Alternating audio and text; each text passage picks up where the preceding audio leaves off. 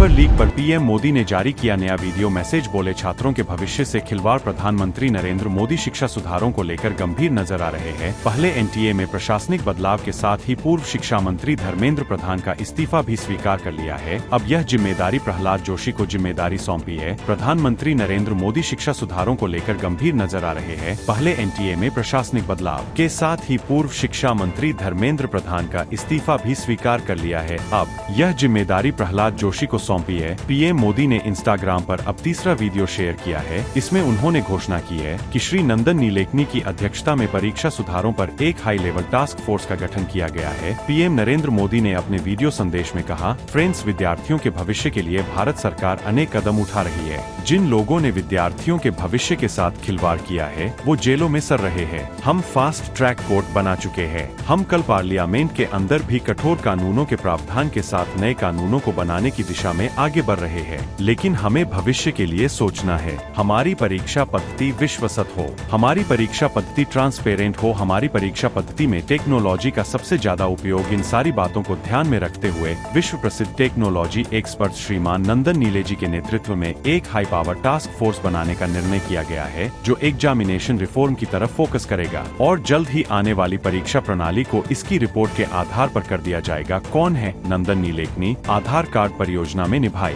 अहम भूमिका। नंदन नीलेकनी इन्फोसिस के को फाउंडर है। UIDAI के आधार के पहले अध्यक्ष भी रह चुके हैं। उन्होंने आधार कार्य परियोजना को लीड किया था। उन्होंने ही भारत के डिजिटल पब्लिक इंफ्रास्ट्रक्चर को विकसित करने में महत्वपूर्ण भूमिका निभाई है। उनका डिजिटल इंडिया के सफर में महत्वपूर्ण योगदान रहा है।